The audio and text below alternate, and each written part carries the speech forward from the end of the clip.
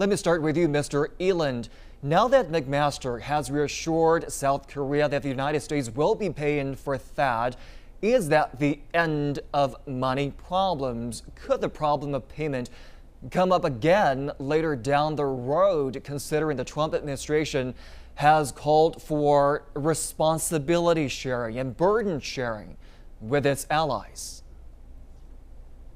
Yeah, I think you'll see that again because Trump actually, this was an agreement that had already been reached between South Korea and the United States over the THAAD system, and the president in his remarks seemed to go against that. Now we've known now that he often gets corrected by his staff in one form or another, but I think that's on his mind. And for some good reason. I mean, South Korea has grown rich over the years.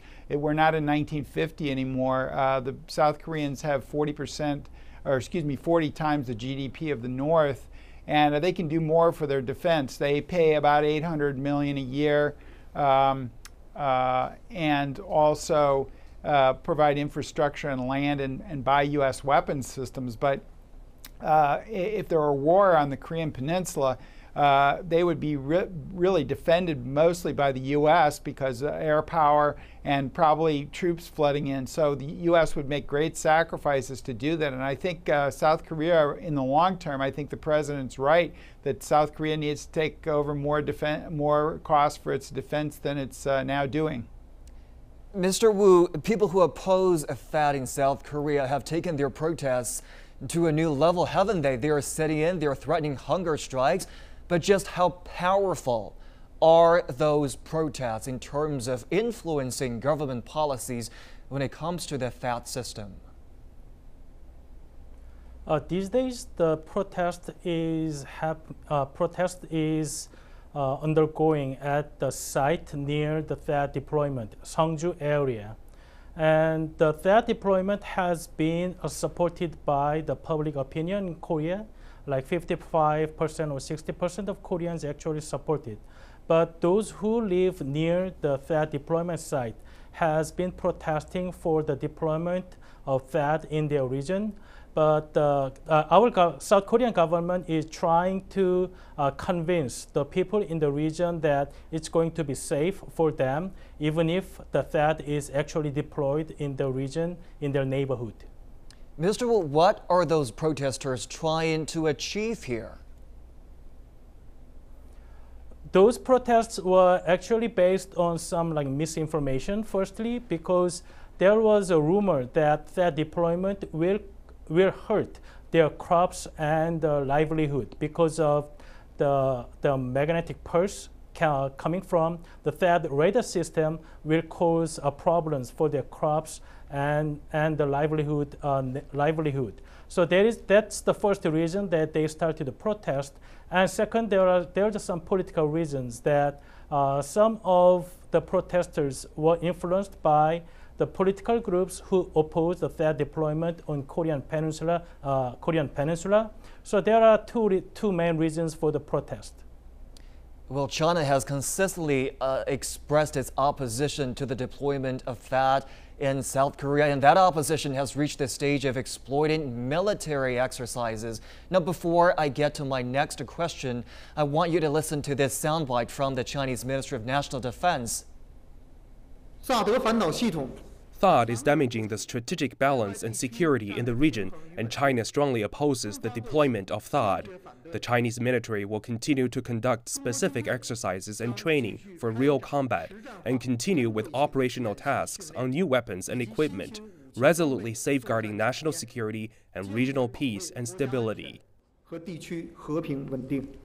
Strong words, Mr. Wu. How do you interpret this message, and what is the response of South Korea to specific exercises and training for real combat? We have concerns that the Chinese government and military raise the issues against the THAAD deployment on Korean Peninsula. We believe that the THAAD deployment, even if there has been criticism domestically within South Korea, we believe that THAAD deployment is a countermeasure to go against the threat coming from North Korea, which has been developing its nuclear and missile capabilities against Korea and the US and its allies. So I believe that Chinese will understand eventually that US and Korea's decision to deploy THAAD system in Korean Peninsula will be actually defending Korea from North Korea threat. So it will not pose any threat to China. Well, both South Korea and the United States have explained this repeatedly, but that doesn't seem to convince China or another major regional power, Russia. Mr. Eland, I want to get your take on the opposition voices to the deployment of a THAAD. Russian Deputy Foreign Minister Gennady Gatilov said on Friday that the deployment of THAAD is an additional destabilizing factor in the region. Your take on that concern from Russia? Well, I think we have the problem with missile defense as being misperceived, but I think there is the long-range THAAD radar can track intercontinental ballistic missiles before the U.S. missile defense system on the U.S. West Coast can track them. So there is an effect. However, I think it's probably been overstated by both the Russians and the Chinese. I understand their concern because anything that erodes their nuclear deterrent, which this could on the margins, and I say on the margins, could be a problem. But I think China has to realize that North Korea is a problem and they need to do something about it. And one of the reasons that the U.S. is putting the THAAD system in there is because South Korea and other countries, Japan, et cetera, in the region, fear North Korean nuclear weapons and missiles, which they've been testing fairly recently.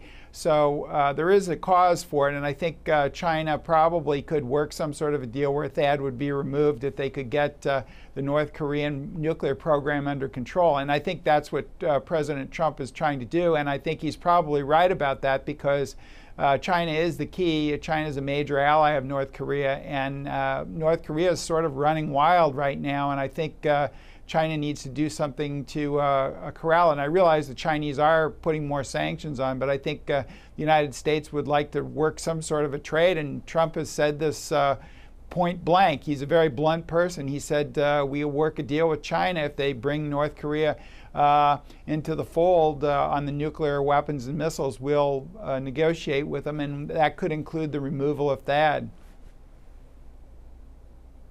Mr. Eland, what about China's concern for the surveillance possibilities, for the radar capabilities that come along with the defense capabilities of a THAAD? Well, that they do have some concern there, as I mentioned. This radar can look deep into China, but it would mainly be useful for tracking intercontinental ballistic missiles, which are the long-range nuclear missiles that China has, and that's the Chinese deterrent, which is very important to China. It's important to other countries as well. And so there is, I think, a legitimate concern on the part of China for that. But I also think that they need to realize that South Korea and Japan are threatened by North Korea's blustering rhetoric and also its nuclear and missile tests. And that's why the THAAD system is being put in there primarily. And it does have that derivative effect of being increased surveillance on China, particularly with nuclear weapons, but that's not the main purpose of it. Well, Moon Jae-in, the leading candidate in South Korea's upcoming presidential election, has pledged to review the decision to deploy THAAD. And according to the latest Gallup Korea poll, his support has risen to 40%, while his nearest rival, Ahn Cheol-soo's, fell to just 24%. Mr. Woo, if Moon Jae-in wins that election, what could change when it comes to THAAD? Actually, in current agreement between the U.S. and South Korea, the THAAD deployment has almost like a done deal, because it's not South Korean government buying it from U.S. or it's not South Korean government who installed the THAAD system for Korean forces. It is U.S. forces in Korea which request the deployment THAAD for mainly the defense of the U.S. forces in Korea. So it was U.S. forces' decision to deploy it in the USFK. So even if next government, if the Mr. Moon Jae-in is indeed elected, there is it's not realistic to see that he's going to reverse the decision of that deployment. But if he insists that U.S. has to withdraw its decision to deploy THAAD, there will be some policy conflict between the U.S. and Korea.